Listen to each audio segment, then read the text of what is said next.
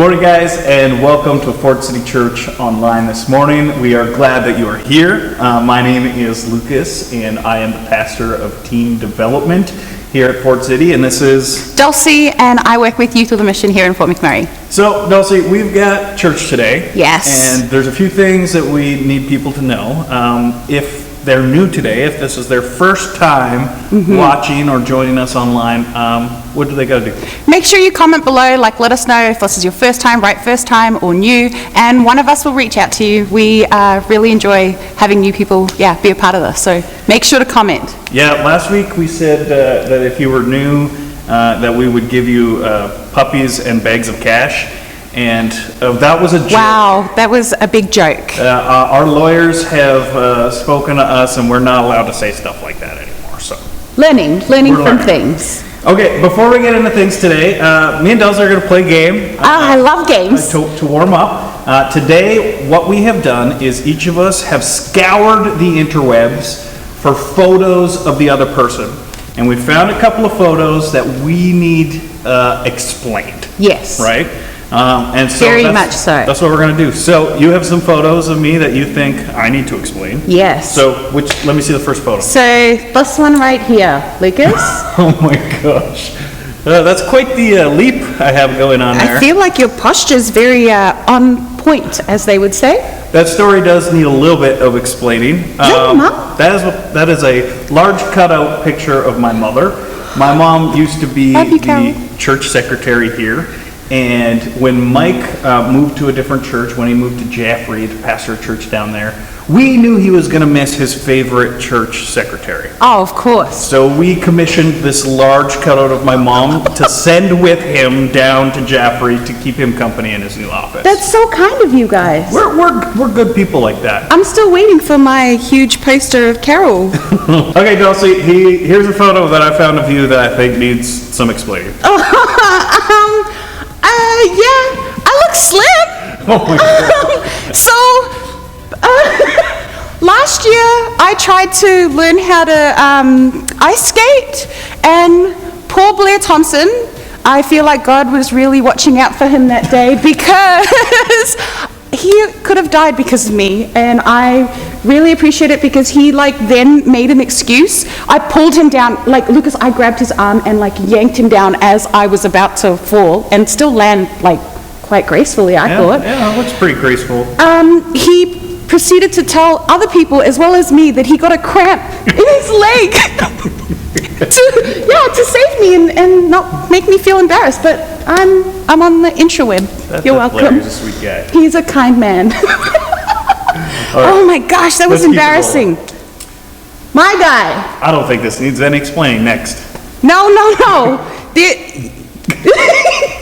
Avengers?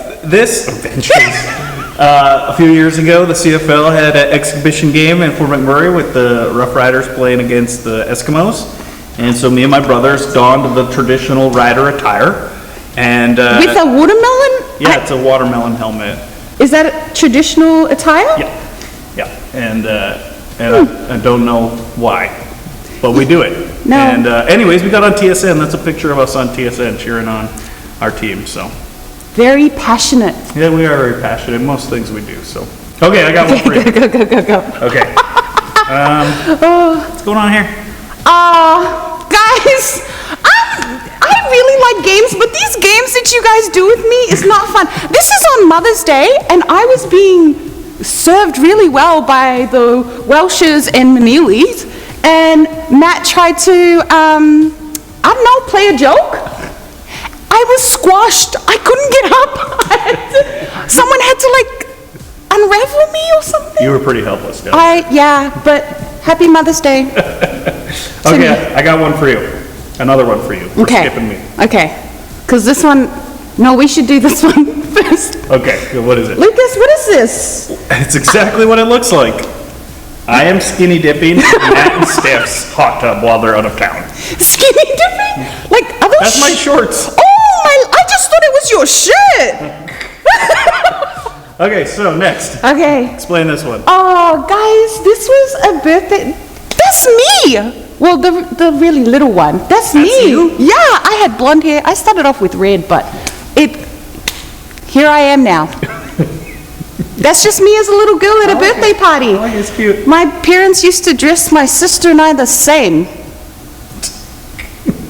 Yeah, that was us. Okay. You got one more for me, right? Yeah. Okay, let's see it. Aren't you a firefighter?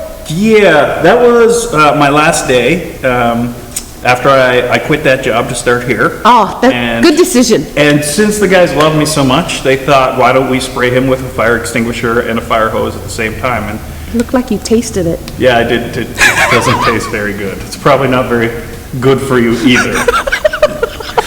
Okay, I got one last photo, and I kind of have a bone to pick with this photo. Oh.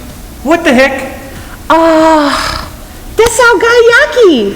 Guys, that's my guy Yaki. I don't know if you look at the color coordination. We did not plan this. We the staff members and YWAM took a picture at Christmas, just the females, and Chris was standing right beside us, and we had to pull him in. But it's I think we're what is it?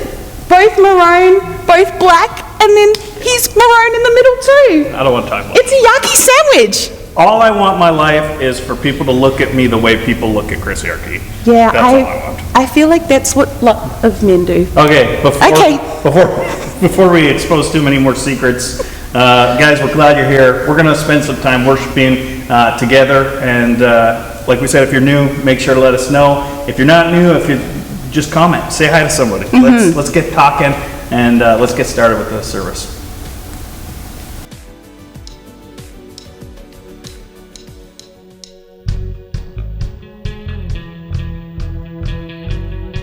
Here we go. Heaven thundered, yet the world was born. Life begins and ends in the dust you fall. Faith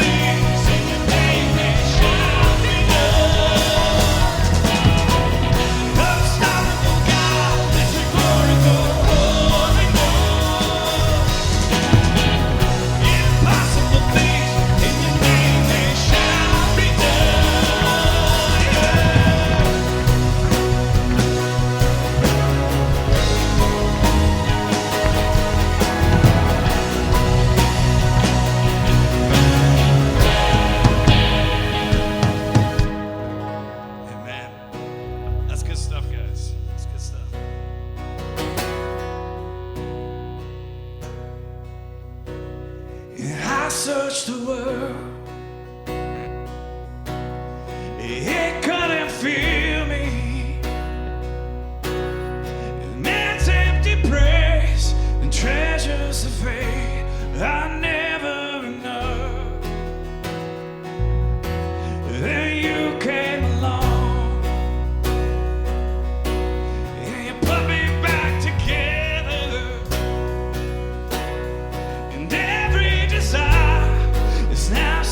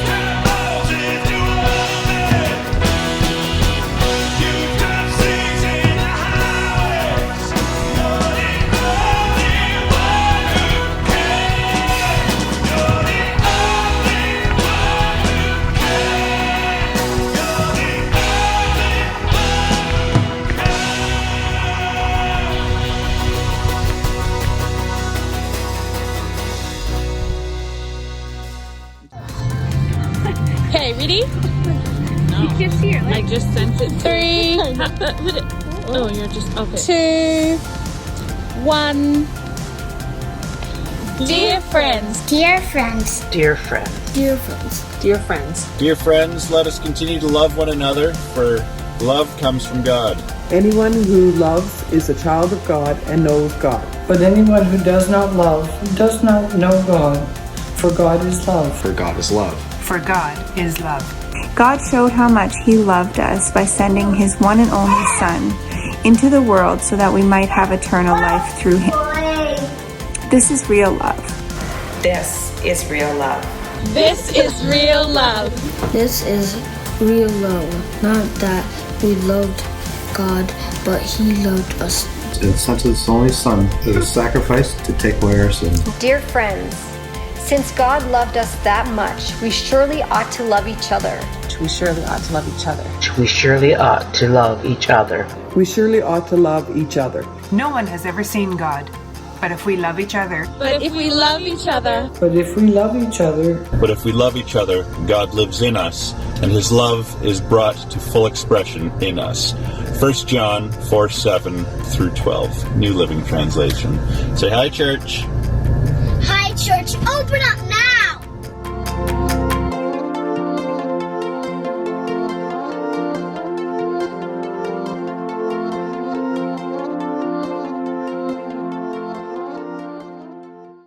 You guys, one of the things that I have discovered as an adult is that being a homeowner kind of sucks. It is a lot of work. You've got to take care of your house, and there's always going to be leaks and things breaking, and it's not always that easy to maintain, especially when you are as useless with power tools as I am. I remember, though, when I was a kid, it was very different. I didn't care about the house I was growing up in. I remember very vividly, we had a BB gun, and me and my brother Jake took it down into the basement, and we put about 100 BBs into the drywall. We didn't care.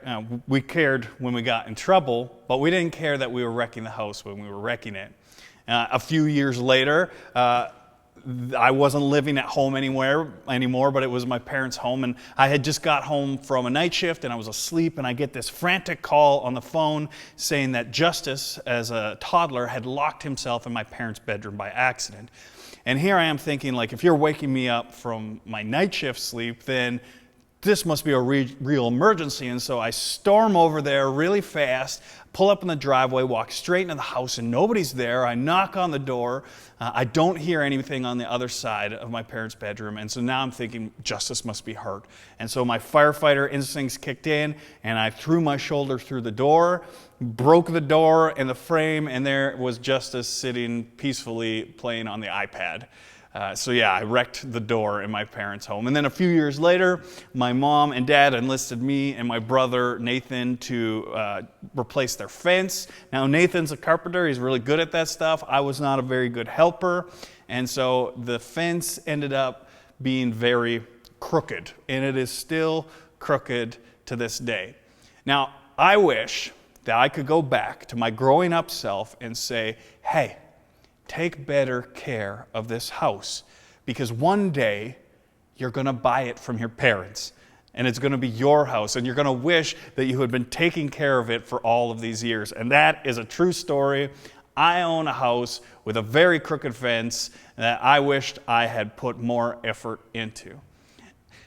And church works in a very similar way. This is our house. Now, not just this building that I'm standing in now, but you and your family and wherever you are watching from are the church of Fort McMurray. You are Fort City, and I have a responsibility, and you have a responsibility to take care of this church, to build it up, to maintain it, to steward our resources well, so that one day when you and I are old and our kids are the ones who are on this stage leading us, that this church is ready for them, that it lives long past us. You guys, I want to encourage you today that if Fort City is part of your community, if you feel that if this place has blessed you, if you want to see this place bless your kids for generations to come, invest in it now. Steward well with us now. Join teams, volunteer, build into this place. Give of your finances. You can set up recurring giving so that we can go further and do more and reach farther than we ever thought possible. You guys, we're going to move on with the rest of the service, but I just want to encourage you, let's build this house. Let's maintain this house. Let's steward the gifts that God has given us well so that our kids inherit something of value one day.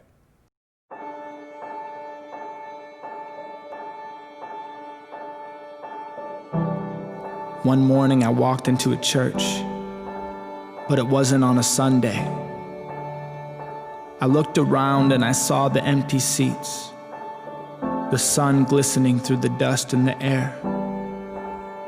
At first I was distraught at the sight of the empty chairs, but then I was filled with joy.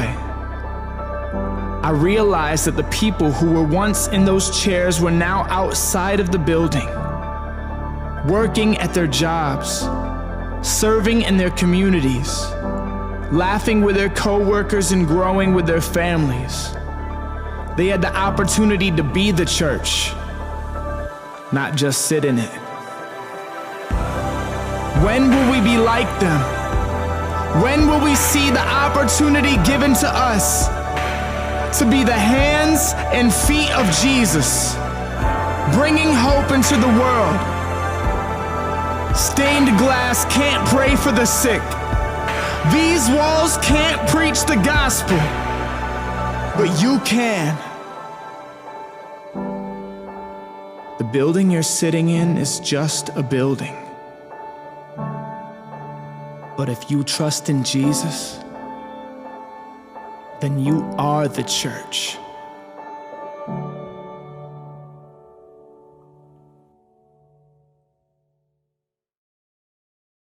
You guys, this is week 3 of us taking a look at some of the scandalous stories about Jesus. Scandals aren't really something that we would normally associate with Jesus. I mean, when you think of scandals, they're almost always negative. You know, famous people caught in affairs, business people caught stealing, and politicians caught lying. These are the scandals that come to mind. It's always bad stuff. But the kind of scandals that Jesus found himself in were very different. And it's often hard for us to see those scandals or understand them because it's difficult for us to comprehend the world and the culture that Jesus lived in.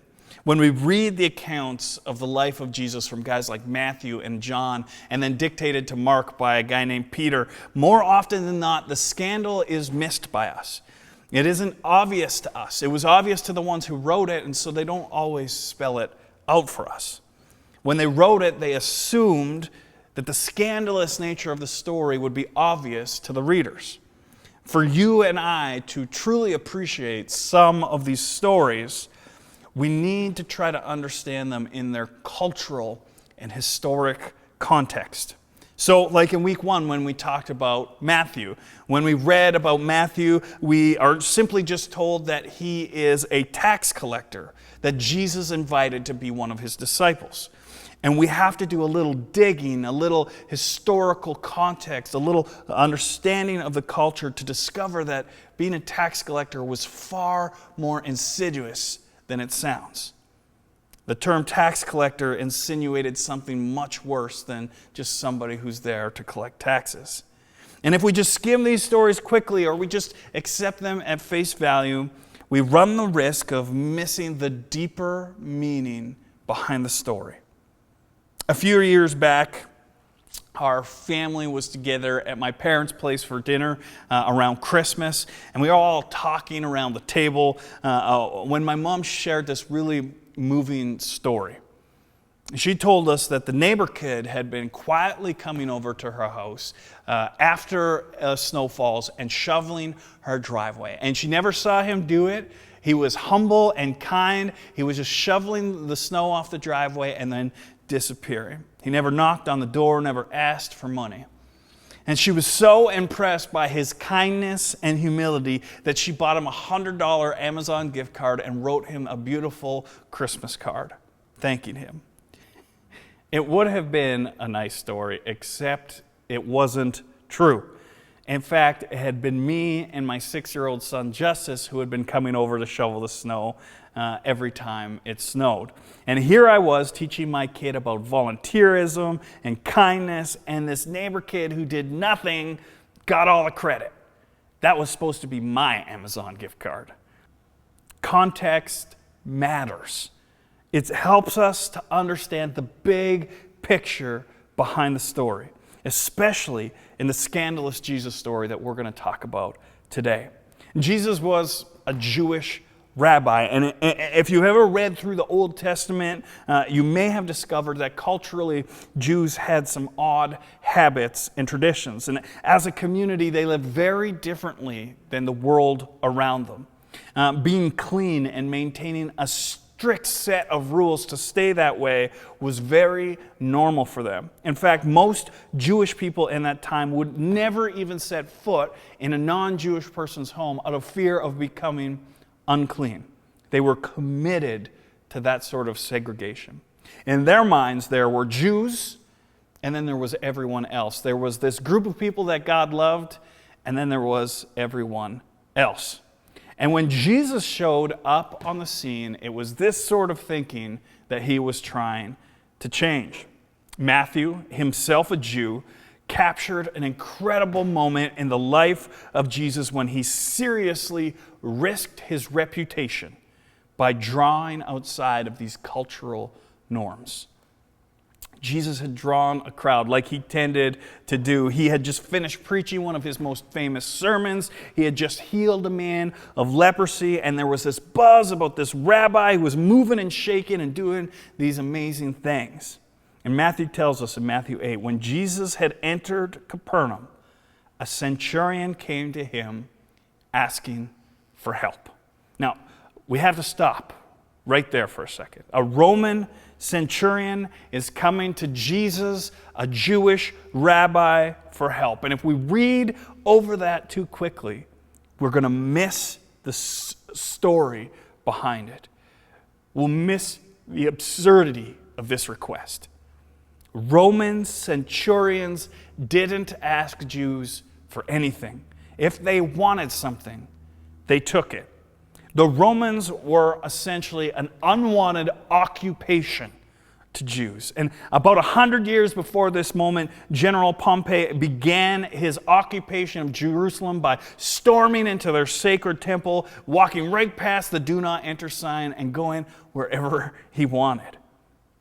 Over the next 100 years, Jews would be overly taxed, they would be brutally policed, and violently murdered at the whim of the Roman occupiers. It was in this time that Rome actually introduced crucifixion as a way to intimidate the people that they were occupying.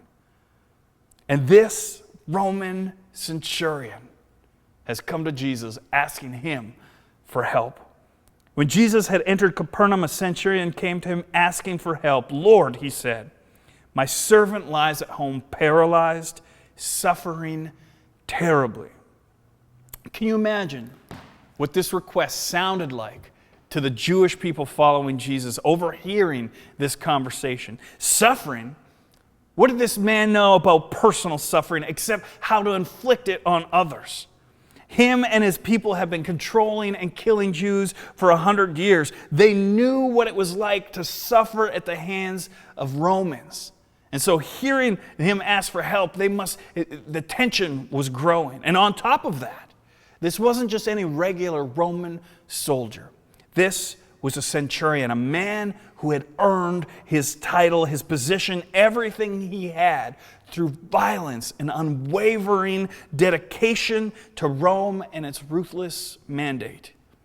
Centurions would flog and sometimes even kill their own men to make a point. Imagine how they treated everyone else. And normally in this situation, if a servant became ill and unable to complete their duties, it would be the Roman centurions who would be the ones to make the decision to just have them killed.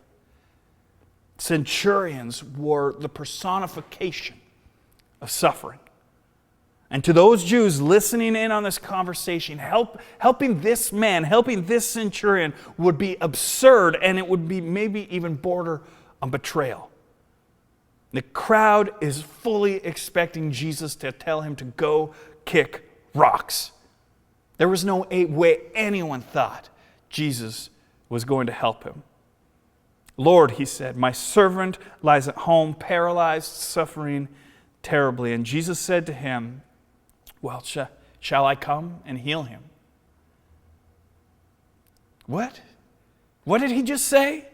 Did he say what I think he just said? Did he offer to go to his home? It was unthinkable, it was unheard of, and it was scandalous. For Jesus, it was just an average Monday. It was moments like this that Jesus used to undo thousands of years of isolationism, to show that the love of God wasn't meant just for a few, but that it was meant for everyone, that everyone could know their Creator and experience His love, and that even a ruthless and violent man like a Roman centurion was not beyond the grace of God. It's crazy when you think of it that Jesus chose to help the Roman Empire. The very same empire that would behead his cousin John. The very same empire that would oversee Jesus' own execution. The very same empire that would go on to murder and oppress Jesus' followers for the next 100 years. And the story gets even more scandalous. The Roman centurion seemed to be aware of the tension that he was creating from Jesus. He knew rabbis and Jews would never enter the home of a Gentile like him. And so he senses this and he says, Lord, I do not deserve to have you come under my roof, but just say the word, and my servant will be healed. For I myself am a man under authority, with soldiers under me, and I tell this one, go, and he goes, and that one, come, and he comes. I say to my servant, do this, and he does it. Jesus, you don't have to desecrate yourself by coming to my home. Just say the word, and I know your will be done. Jesus is caught off guard by the depth of this man's faith. And he looks around at the people gathered, and they're in shock that Jesus is even entertaining this guy. And Jesus says, truly I tell you, I have not found anyone in Israel with such great faith. He just compared the faith of this Roman centurion to the whole Jewish community. Pretty offensive stuff. He is holding up this controversial figure as a person who is worth being emulated. Someone with great faith. It takes a lot to amaze a guy like Jesus, and he was amazed. It should have been career suicide for Jesus. We can't be sure, but I would be willing to guess that Jesus lost a few followers that day. If you and I had been there, we may have hit that unfollow button too. And Jesus turned back towards this Roman centurion and he said, go, let it be done just as he believed it would. And his servant was healed at that moment. Jesus was willing to risk his reputation in this story. And so it's worth us trying to figure out why. Why risk so much? The Roman centurion, he didn't need a show. He didn't need Jesus to come to his home. He just believed that Jesus would do the things he said he could do. And he was confident that Jesus would do them for him. Here's the question. Do we believe that Jesus will do the things he says he wants to do? Do we live our lives confident that he is in control?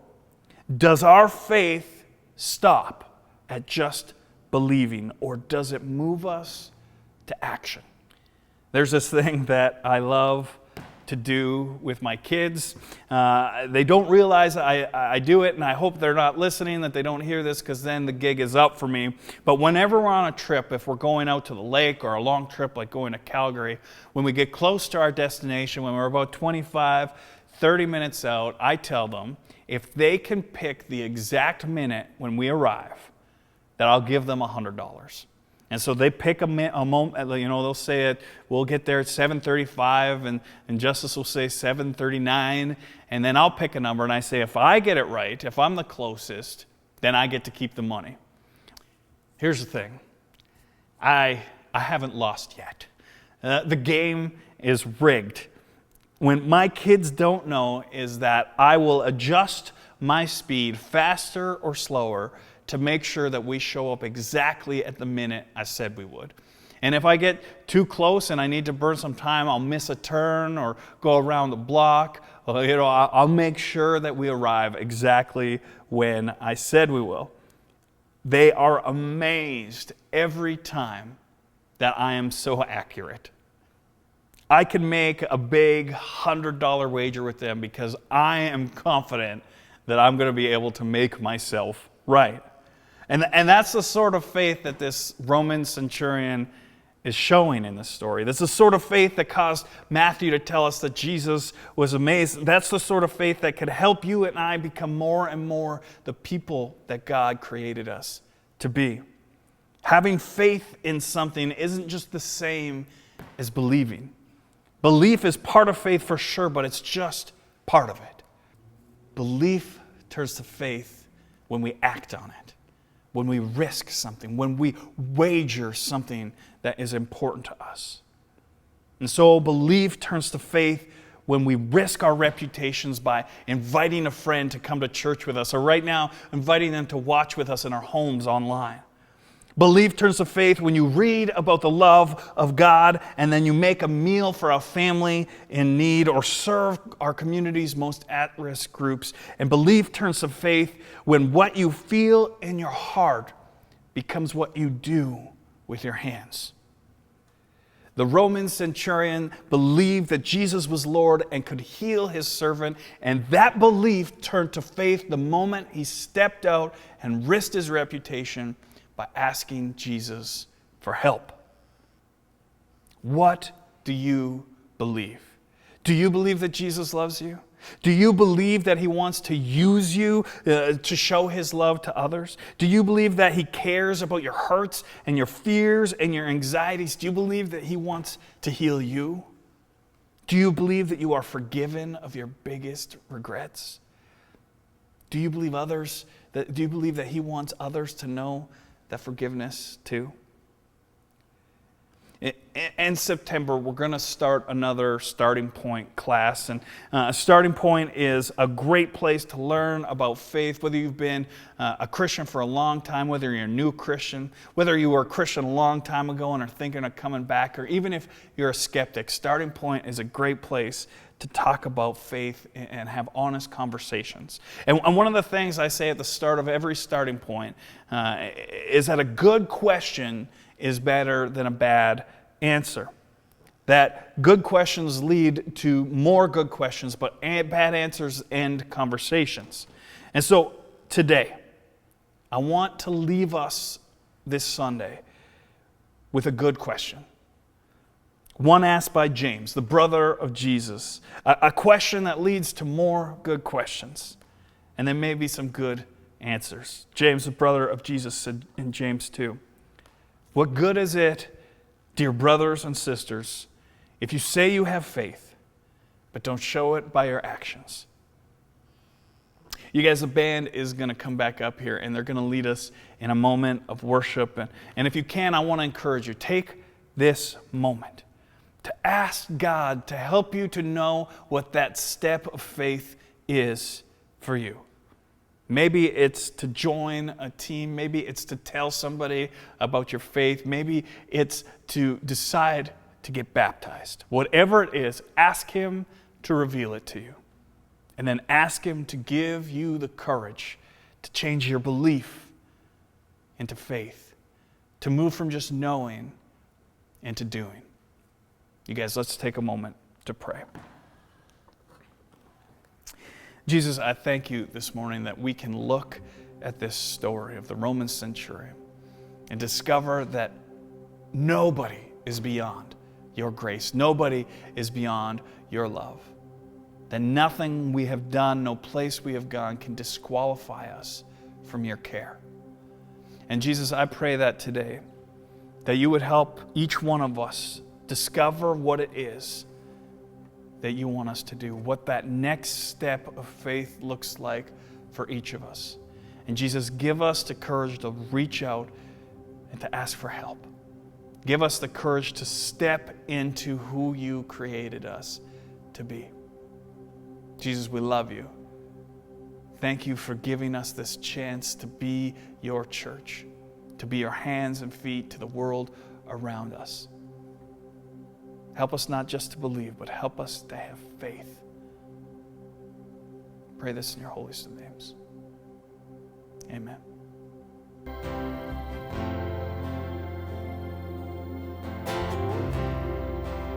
Worthy of every song we could ever sing,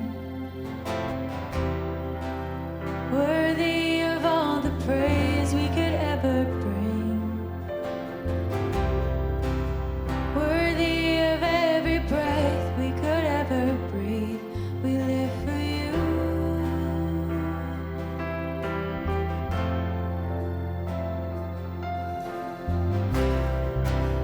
Jesus, the name above every other name.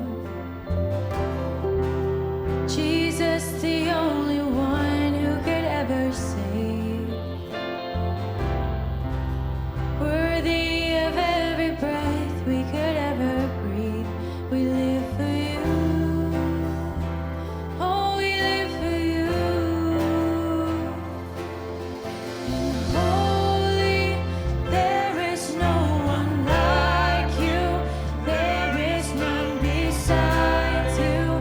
Open up my eyes in wonder. Show me who you are and fill me with your heart and lead me in love to those around me.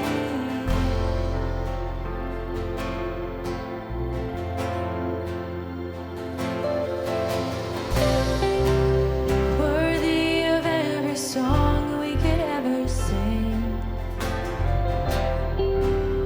worthy of every we could ever bring, worthy of every breath we could ever breathe. We live for you.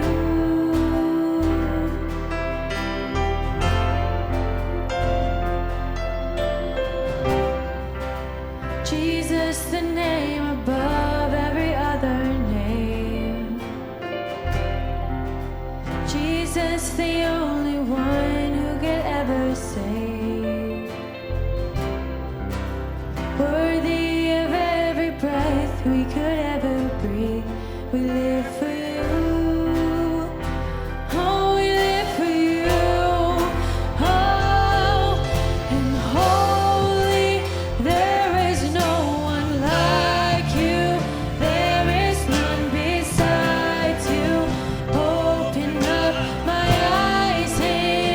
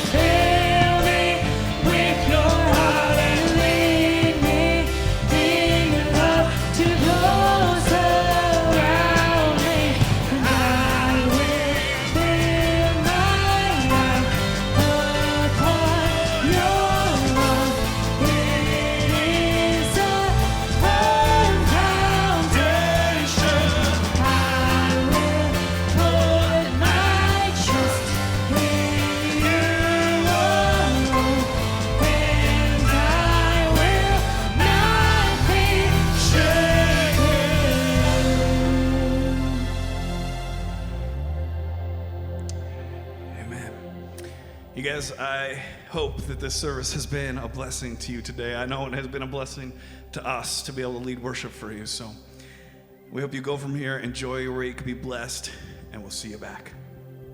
Have a good Sunday, guys. Well, guys, that is our service for today. We're glad you were here with us. And just a reminder, if you're new, what do you got to do? Make sure to comment below, and one of us will reach out to you. And if you need prayer, or if today you made a decision, a next step in your faith, maybe it was baptism, maybe you want to join a team, maybe you're interested in getting involved in one of our community groups, let us know. We'd love to get you connected. There's 167 other hours in the week other than this one Sunday morning, and we'd love to talk to you in those hours too. So that's it. That's it. Thanks for being here, guys. Have a good week, and we'll see you out there. Bye, guys.